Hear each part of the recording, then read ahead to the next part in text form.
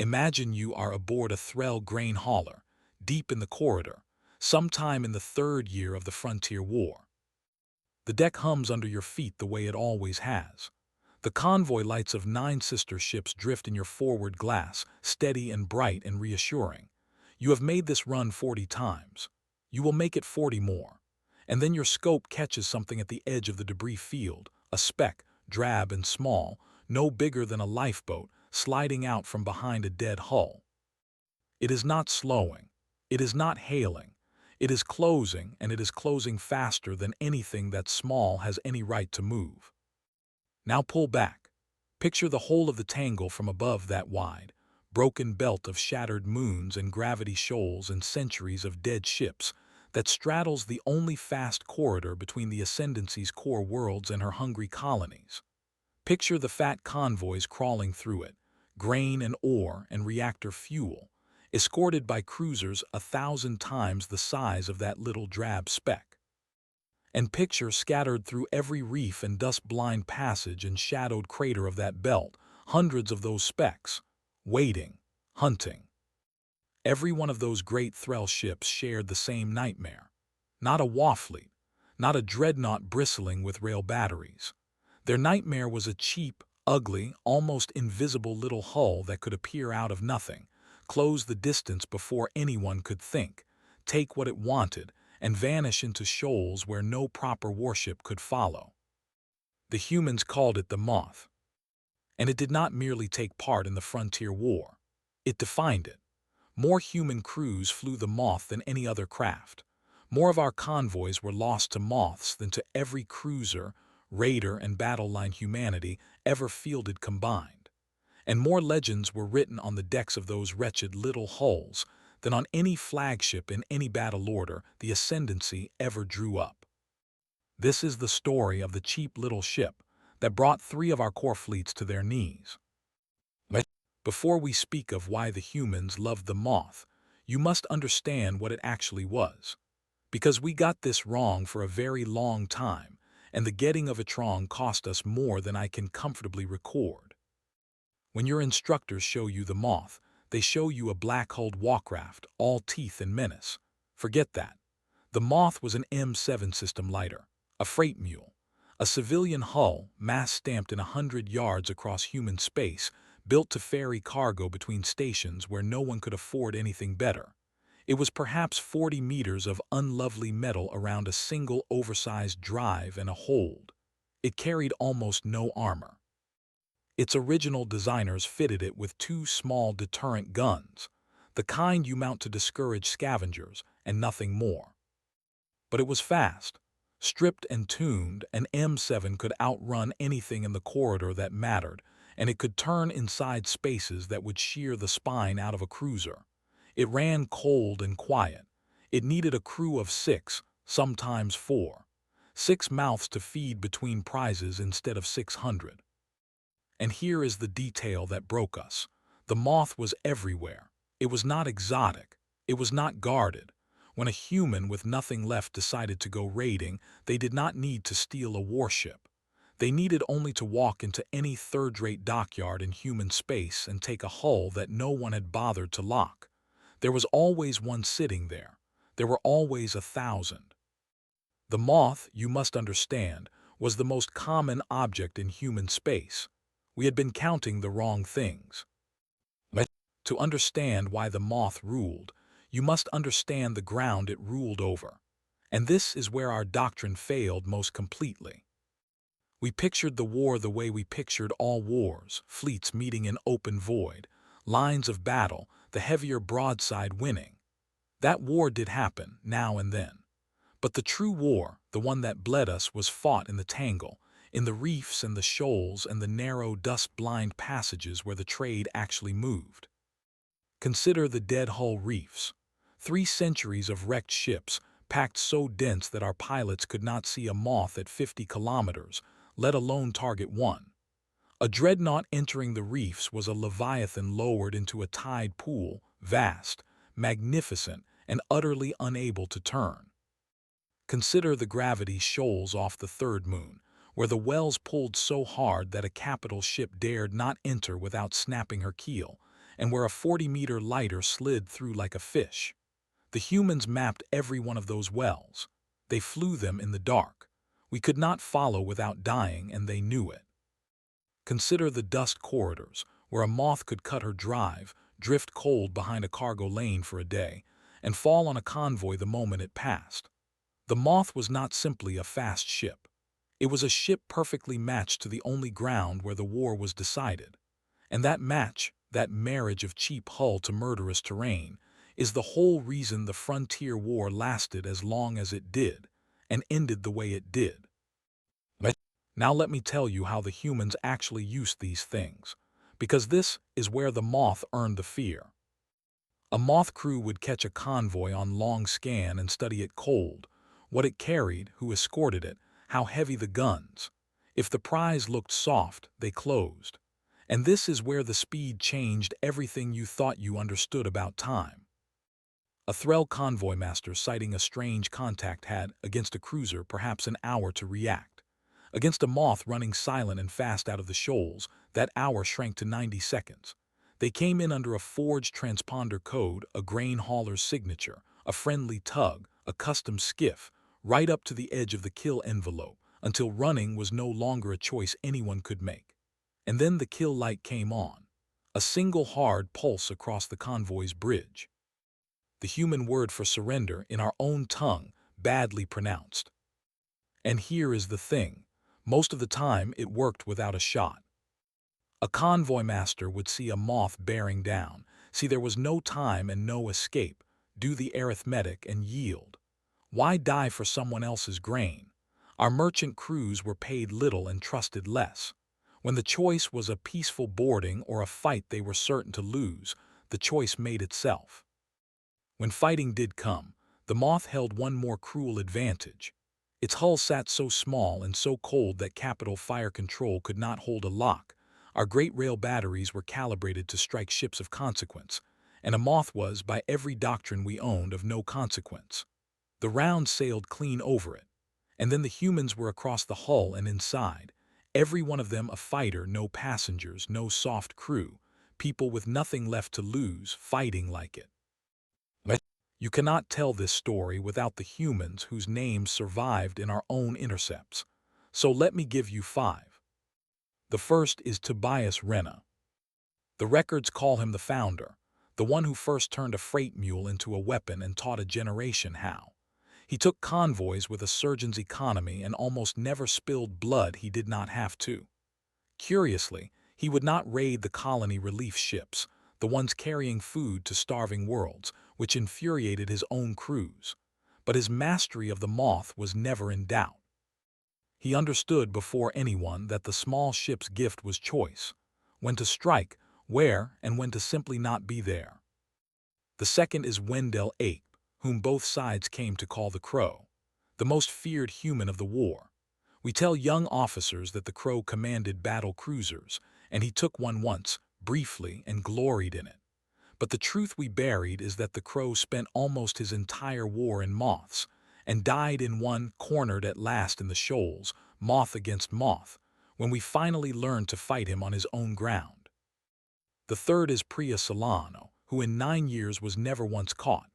Solano understood the moth's greatest gift better than anyone, the freedom to leave.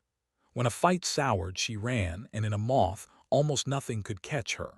She once cut straight across the bow of a Tide Warden's flagship, drive screaming, simply to prove she could, and was gone before the guns could swing. The fourth and fifth are Greta Lindholm and Sun Hee Park, who flew together. When their moth was finally taken, our boarding record notes, with something the writer could not hide as respect, that the two of them were still fighting on the open deck while the rest of the crew had gone below. There was nowhere to hide on a hull that small. You fought, or you were taken. And the fifth tradition belongs to Marcus Two Rivers, who, like the Crow, hungered for bigger ships and took them. But Two Rivers never gave up his moths. He kept a swarm of them as eyes and scouts, because he understood the truth the rest of us missed. The great ships might carry the guns, but it was always the moths that found the prize. You will ask, as our Admiralty asked for years, why a freight mule? Why not something better? We studied this question with all the seriousness it deserved, and we studied it wrong. Take the human corvette. A real warship, more guns, real armor. Some human crews flew them and they were dangerous. But a corvette was loud and hot and heavy. It could not hide in a dust lane and it could not thread the gravity shoals where the safe money was. A corvette could fight us. A moth could simply refuse to be fought. Take the runner skiff, faster even than the moth, a sliver of a ship. But it was glass. One clean hit and it was gone, it could carry nothing home, and it terrified no one. Speed alone was never the answer. Take our own patrol cruisers, the answer we kept reaching for. Magnificent in the open void, able to crush any moth they could catch. But in the reefs they were blind, and in the shoals they were dead. We built the highway patrol and sent it into the back alleys. And take the colony dreadnought, the great prize, the floating fortune, the thing every human raider dreamed of taking. It happened only a handful of times in the whole war, and never did a single moth take one alone.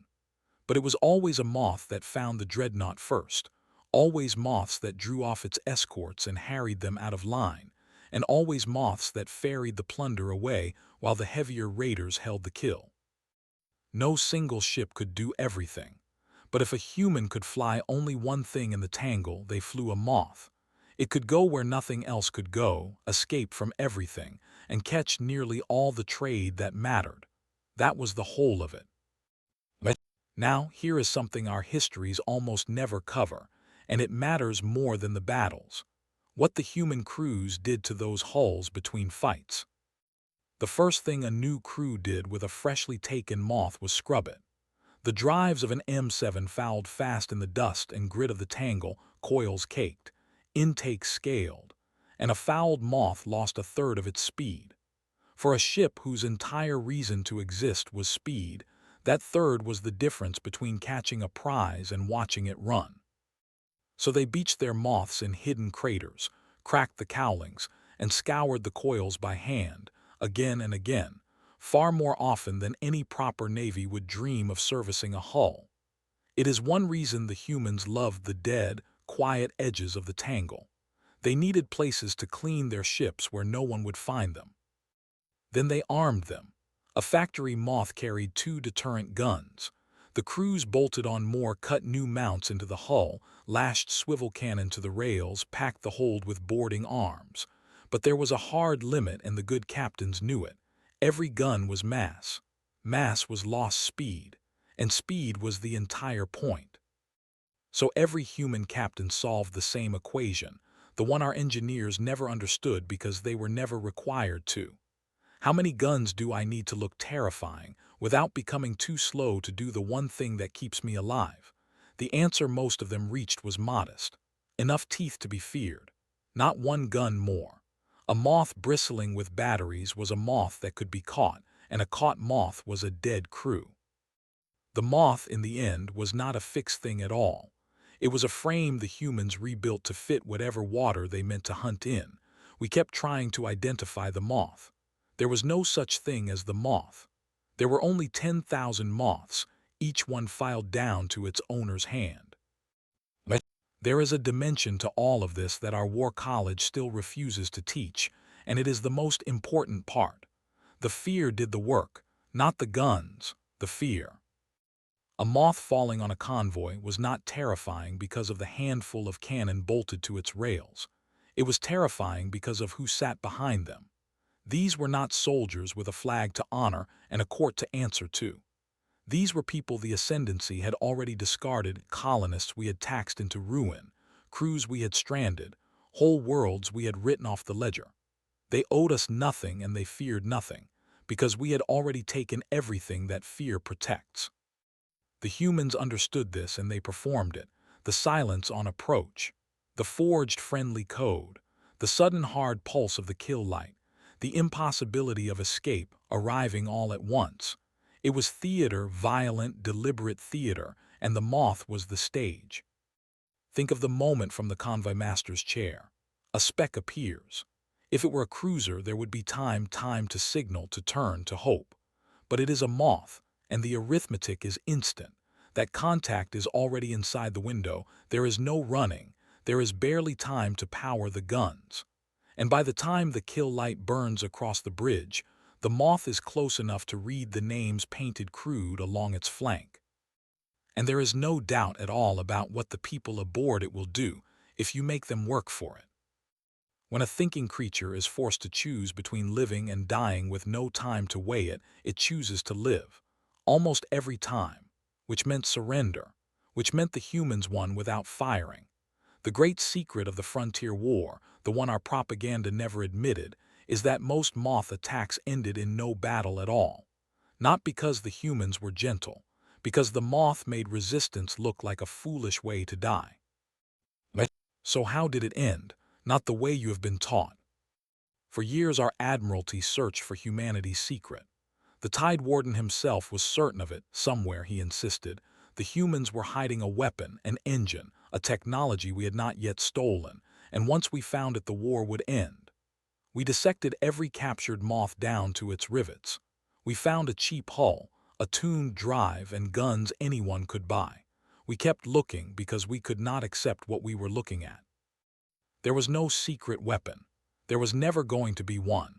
The weapon was the cheap hull and the ground and the 10,000 discarded people willing to fly it. That was the thing we could not see because it was too simple and too humiliating to be true. The end, when it came from policy, not from firepower. A new warden offered amnesty, full pardon to any crew that gave up the raid and backed it not with dreadnoughts, but with moths of our own. We finally did the only thing that could work. We stopped sending leviathans into the tide pool and started building little hulls to fight in the shoals, crewed by our own, fast and cold and small. We turned human pilots, Renner's people among them, and sent them to hunt the ground they knew better than any officer we owned. We charted the shoals at last, and the reefs that had hidden the humans became reefs we could wait inside. The crow died in those years, run down moth against moth in the shoals he thought were his alone. Solano was finally taken, not outrun but outweighted, a patrol moth sitting cold at the mouth of a passage she had used 100 times. Lindholm and Park were lost. The names went out one by one. But mark this carefully, cadets, because the War College gets it backward. The moth never failed. The hull was as deadly on the last day as the first. What changed was not the ship. It was the world around the ship. The moth did not die with the raiders. It outlived them by a century. The frame proved so sound that human shipwrights kept refining it long after the last raider flag came down, into couriers, into customs cutters, into the little fast hulls that still thread human space today. Speed, a cold signature, a shallow draft through dangerous ground. Those virtues did not belong to the war. They belonged to the design, and the design endured. But the moth's true legacy is not what it became. It is what it taught us at terrible cost. We had built our entire civilization on the Leviathan, on the belief that the heaviest hull and the largest battle line must, in the end, win. We poured fortunes into dreadnoughts and fortress stations and core fleets, and a few thousand outcasts in stolen freight mules made fools of us for the better part of a decade. And the reason cuts deeper than any of us wanted to admit. You can sink a flagship. You can kill an admiral. You can shatter a battle line and end a war in an afternoon if your enemy has a head to cut off. The humans had no head. There was no flagship to sink, because the flagship was a freight mule and there were 10,000 more in every dockyard. There was no admiral to kill that mattered, because the next discarded colonist could fly a moth as well as the last. We kept hunting the center of the thing, and the thing had no center. It was distributed across an entire people, and you cannot decapitate that. You cannot kill an idea that anyone can rebuild in an afternoon out of parts lying in a yard. That is the lesson the Tangle wrote into our bones, and I would have you carry it. Power gathered into the few is a thing that can be broken in a single stroke. Power spread among the many is a thing you cannot break at all. So the next time you are shown the frontier war, and they give you a black warcraft all teeth and menace and call it the enemy, know that it is a lie. The true enemy was smaller than that and uglier and more common than dust. It came out of nothing, closed before you could think, took what it wanted, and was gone into ground you did not dare to follow. It was a freight mule. The humans called it the moth. And it was the most dangerous thing the void has yet produced, not because of what it carried, but because there were so many of them, and anyone at all could fly one.